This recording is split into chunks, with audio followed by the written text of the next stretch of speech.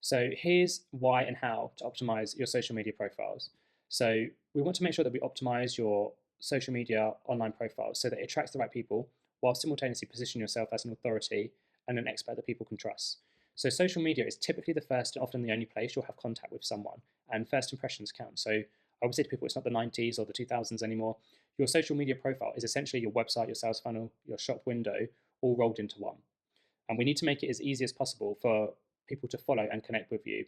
And we need to quickly and simply make it clear who you are, who you help, and how you can help people, whilst you are positioning yourself as that authority people can trust. But remember, we're also building an online coaching business, and the key to understanding, the key thing to understand with coaching is that it relies on personal connections, and that people buy from people, not from corporate businesses, especially when we're selling coaching. So if we can make our profiles feel like people know you, they like you, and they trust you, then you become the obvious choice for that person. So what we need to do is make sure that we set up our profile and make it really easy to communicate what we do, who we do it for, how to actually get in contact with you in a really simple and streamlined way. So here's a mini checklist to optimize your online profile. So the first thing we want to do is make sure that your profile is public, so anyone can follow and connect with you. I see lots of people trying to sell coaching from a private profile, and the way I think about this is that's like a high street shop having the open sign on, being open, but having the front door locked. So we want to make it really easy for people to actually land on your profile, have a look through um, your content, have a look through your profile, and then hit the follow button if they want to follow you. We want to make that really simple. So your profile has to be public.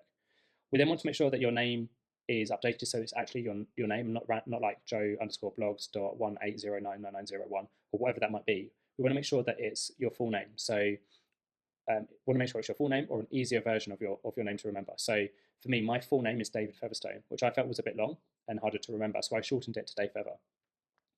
We want to make sure that you update a profile photo so that it's just a clear headshot with either nature in the background or a coloured branded background. So it could just be a headshot with like clouds, mountains, trees, so any kind of nature in the background that seems to attract people's attention, or your branded background colours, so just your headshot with background colour behind you. So ultimately, we're trying to avoid loads of distraction. We don't want loads of group photos and those kind of things. We then want to update the bio section with your transformation statement, and then we also want to add a call to action on how people can communicate with you. So simply adding the word like DM me go for information or DM me how for information. So simply adding a simple CTA or call to action to your bio. So these are the essential things that we want to do, and we want to make sure that they're updated and consistent across all platforms that you're active on. So update your main profile. So I typically recommend Instagram for most people, Instagram or LinkedIn, but typically update your main profile with everything that we've just been through. And then if you are active on other profiles as well, make sure that is consistent across all platforms that you're active on. And then once you've done that, if you want to update things like pin post and highlights or any other kind of features that the platform might have, then you can do that as well. So pin post and highlights are typically what I recommend most people also update. So if you are updating the pinned post or the highlights, you want to make sure that one of them is about you. We want to make sure that we've also got some results and testimonials. If you don't have any results or testimonials, then just create a bit of post about who it is that you help. And then you can either include either your best performing content or a way to access some kind of free lead magnet, a free training, or a free resource of some kind.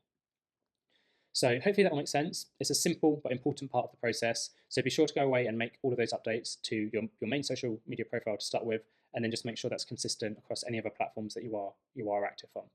And that's it for this training. I will see you in the next one.